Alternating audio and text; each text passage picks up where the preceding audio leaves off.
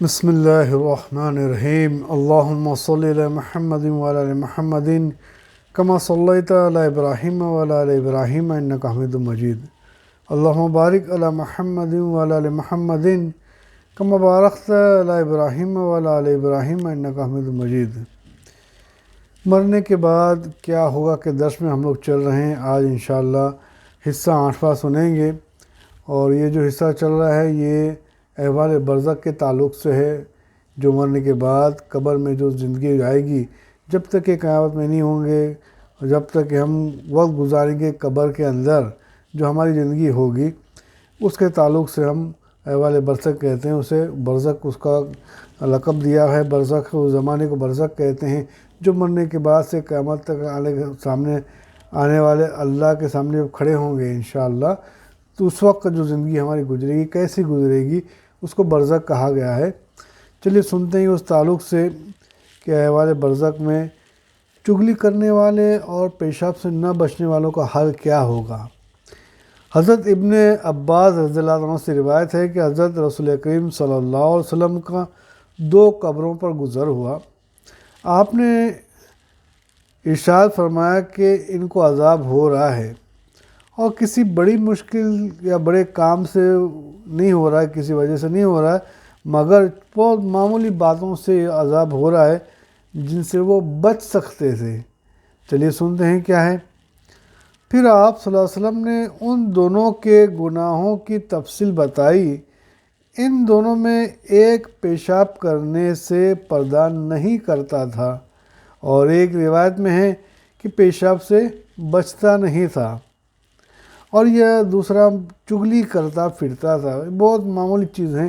آج اس چیز کو ہم دیکھیں گے کہ بھائی پیشاب تو سمجھ میں آتی ہے بات کہ بھائی دھیرے دھیرے وقت پہ آنے پر کرے گا، لیکن چغلی ایسی چیز ہے کہ جس طرح سے ہماری سانسیں چلتی ہیں، اور جب اپنے زبانیں نکلتی جو باتیں ہمارے منہ سے نکلتی ہیں، تو اکثر ہم دیکھیں گے، اکثر ہم پائیں گے کہ لوگ چغلیاں کرنے والے اکثر ملیں گے۔ سوائے چغلیوں کی کسی کے اندر وہ چیز ہے نہیں کہ بغیر چغلی کے وہ بات کرے، اکثر یہ دیکھا جاتا ہے۔ تو یہ اللہ کے نبی صلی اللہ علیہ وسلم نے کیا فرمایا کہ عذاب قبر کے اندر چغلی کرنے والوں کا بھی عذاب ہوگا۔ پھر آپ نے ایک تر ٹہنی منگا کر بیچ میں سے اس کو چیر کر آدھی کر دی، اور ایک قبر میں گاڑ دی، دوسرے قبر میں گاڑ دی۔ صحابہ رضی اللہ عنہ نے عرض کیا کہ رسول اللہ آپ نے ایسا کیوں کیا؟ ارشاد فرمایا کہ شاید ان دونوں کا عذاب اس ٹہنی کے سوکھنے تک ہلکا کر دیا جائے۔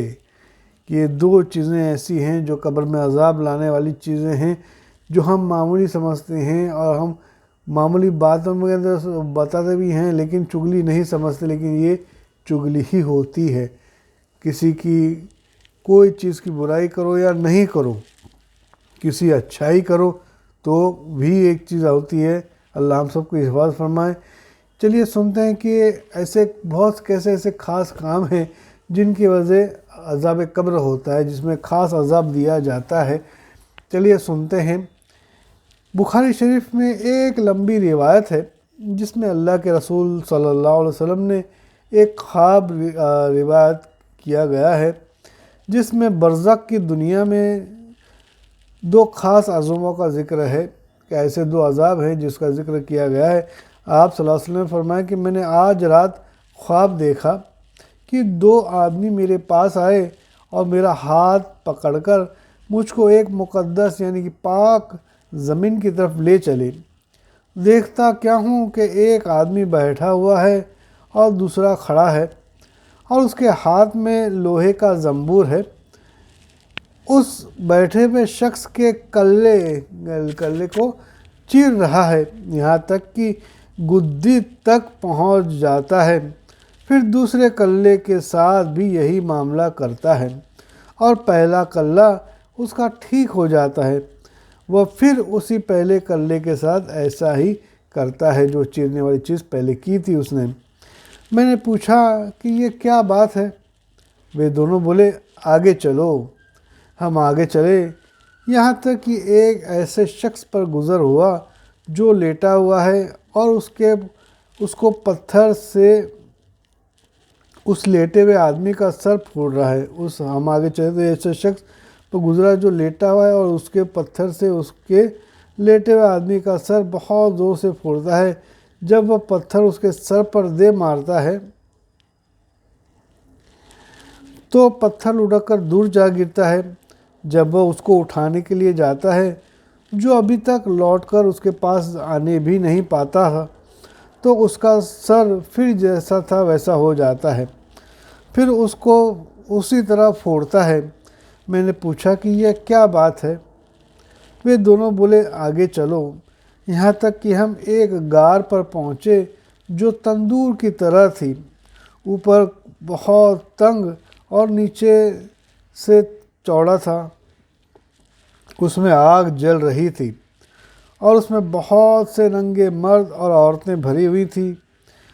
جس وقت وہ آگ اوپر کو اٹھتی تو اس کے ساتھ وہ سب اوپر کو اٹھ جاتے تھے، یہاں تک کہ قریب ہوتا تھا کہ نکلنے کو ہو جاتے تھے۔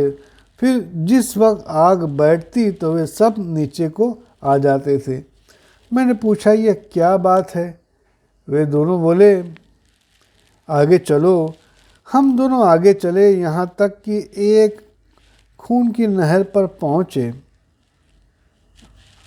اس کے بیچ میں ایک شخص کھڑا تھا اور نہر کے کنارے پر ایک شخص ہے جس کے سامنے بہت سے پتھر پڑے ہیں۔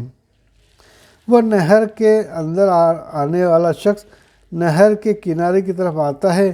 جس وقت نکلنا چاہتا ہے تو یہ کنارے والا شخص اس کو منہ پر زور سے پتھر مار کر ہٹا دیتا ہے۔ میں نے پوچھا یہ کیا بات ہے؟ وہ دونوں بولے آگے چلے۔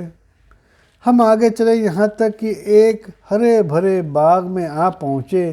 اس میں ایک بڑا پیڑ ہے اور اس کے نیچے ایک بوڑھا آدمی ہے اور اس کے بچے ہیں، بہت سارے بچے آس پاس میں تھے۔ اس پیڑ کے قریب ایک اور آدمی بیٹھا ہوا ہے اور اس کے سامنے آگ جل رہی ہے جسے وہ دھونک رہا ہے، یعنی آگ کو بھڑکا رہا ہے، پھونک مار کر دھونک کر آگ کو بھڑکا رہا ہے۔ پھر وہ دونوں مجھ کو چڑھا کر پیڑ پر لے گئے۔ وہاں ایک گھر پیڑ کے بیچ میں بہت عمدہ تھا، اس میں مجھے داخل کر دیا۔ میں نے اس گھر سے اچھا گھر کبھی نہیں دیکھا۔ بہت سے مرد، بوڑھے، جوان، عورتیں اور بچے تھے۔ پھر اس سے باہر لا کر اور اوپر لے گئے۔ وہاں ایک جوان تھے۔ میں نے ان آدمیوں سے کہا کہ تم نے مجھے پوری رات، تمام رات پھرایا، اب بتاؤ کہ یہ سب کیا راز کی باتیں ہیں؟ انہوں نے کہا وہ جو آپ نے دیکھا تھا جس کے کلے چیرے جاتے تھے وہ آدمی جھوٹا تھا، کہ جھوٹے آدمی کے ساتھ کس طرح کا برتاؤ کیا جائے گا احوال برزخ میں، یعنی قبر کے اندر مرنے کے بعد جب وہ جائے گا تو دنیا میں تو بہت جھوٹ بول دیے، مگر اب کیا حال ہوگا اور مرنے کے بعد قیامت تک یہ چیز سلسلہ چالو رہے گا۔ چلو سنتے ہیں۔ وہ باتیں مشہور ہو جاتی تھی، جو جھوٹی باتیں وہ بیان کرتا تھا وہ باتیں مشہور ہو جاتی تھی، اس کے ساتھ قیامت تک یوں ہی کرتے رہیں گے۔ اور جس کا سر پھوڑتے ہوئے دیکھا وہ آدمی ہے کہ اللہ تعالیٰ نے اس کو قرآن کا علم دیا، مگر وہ رات کو اس سے غافل ہو کر سو رہا، رات کو قرآن پاک نہیں پڑھتا تھا اور دن کو اس پر عمل نہیں کیا۔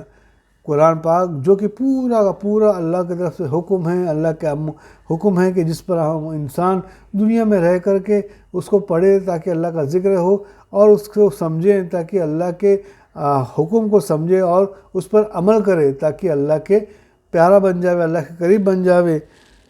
دیکھو کہ دنیا میں اس نے کیسے گزارا زندگی، تو کل احوال برزخ میں اس کا کیا ہوگا جو قبر کے اندر جائے گا، جو عمل سے باقی رہے گا قیامت تک اس کے ساتھ یہی معاملہ ہوتا رہے گا۔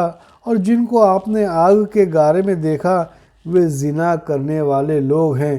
آج ہم دیکھیں کہ زنا کتنا عام ہو چکا ہے، کتنا عام ہو چکا ہے کہ ہم اپنی آنکھوں کو اٹھا کر دیکھ نہیں سکتے، ساری دنیا کے اندر عام زنا ہو رہا ہے۔ یہ ساری چیزیں ہم جو میرے بزرگ دوستوں سے، یہ اللہ کے نبی صلی اللہ علیہ وسلم پہلے فرما چکے ہیں، اور جس کو اللہ کے نبی کو اللہ نے اپنے فرشتوں کے ذریعہ ساری چیز خواب کے ذریعے دکھائی تھی، اور جن کو خون کی نہر میں دیکھا وہ سود کھانے والے ہیں۔ سود بھی کتنا عام ہو چکا ہے، ہم سمجھ سکتے ہیں اس چیز کو، سوائے سود کے آج کوئی چیز مل نہیں رہی ہے۔ اللہ ہم سب کی حفاظت فرماوے اور حلال کھانے کی توفیق عطا فرماوے۔ اور پیڑ کے نیچے جو بڑا شخص ہم نے دیکھا وہ ابراہیم علیہ السلام تھے، اور آگ دھونک رہا تو جو آگ کو بھڑکا رہا تھا وہ دروغہ دوزخ ہے، جس کا نام دروغہ مالک ہے۔ پہلا گھر جس میں آپ داخل ہوئے وہ عام مسلمانوں کا گھر ہے، اور دوسرا گھر شہیدوں کا ہے، اور میں جبریل ہوں اور یہ میکائیل ہے۔ پھر بولے کہ سر اوپر اٹھائیے۔ میں نے سر اٹھا کر دیکھا تو میرے اوپر ایک سفید بادل نظر آیا۔ بولے یہ آپ کا گھر ہے۔ میں نے کہا کہ مجھے چھوڑ دو، میں اپنے گھر میں داخل ہو جاؤں۔ بولے ابھی آپ کی عمر باقی ہے، پوری نہیں ہوئی، ابھی آپ عمر پوری کرنے کے بعد آپ جائیں گے، اس کے پہلے تک نہیں جا سکتے، یہ عمر باقی ہے، اگر پوری ہو چکی ہوتی تو ابھی چلے جاتے۔ جاننا چاہیے کہ نبیوں کا خواب وہی ہوتا ہے، جس طرح سے اللہ نے کلام پاک دیا ہے، جس میں اللہ نے اپنے نبیوں کو وحی کے ذریعے کلام بھیجا ہے، اسی طرح سے یہ جو خواب بھی ہوتا ہے یہ ایک وحی قسم کا ہوتا ہے۔ یہ تمام واقعے سچے ہیں۔ حدیث میں کئی دوسری چیزوں کا حال معلوم ہوا، یہ جھوٹ کی کیسی سخت سزا ہے، دوسرے عالم کا جو بے عمل ہیں، تیسرے زنا کا، چوتھے سود کا۔ خدا سب مسلمانوں کو ان کاموں سے بچائے رکھے۔ اللہ ہم سب کو کہنے سننے سے زیادہ جتنی بھی چیزیں ہیں سنیں، اس کو اپنے دل کے اندر، اپنے دماغ کے اندر، اپنے آنکھوں کے سامنے ہر چیز کو رکھیں، اور اپنے آپ کو آخرت کی فکروں کو ہمیشہ باقی رکھ کر کے اپنے اعمال کو بنائیں۔ اللہ ہم سب کو کہنے سننے سے زیادہ عمل کی توفیق عطا فرمائے۔ سبحان اللہ و بحمدہ، سبحانک اللہم و بحمدک، ونشہد ان لا الہ الا انت ونستغفرک ونتوب الیک۔ سبحان ربک رب العزۃ عما یصفون، والسلام علی المرسلین، والحمد للہ رب العالمین۔ آمین یا رب العالمین۔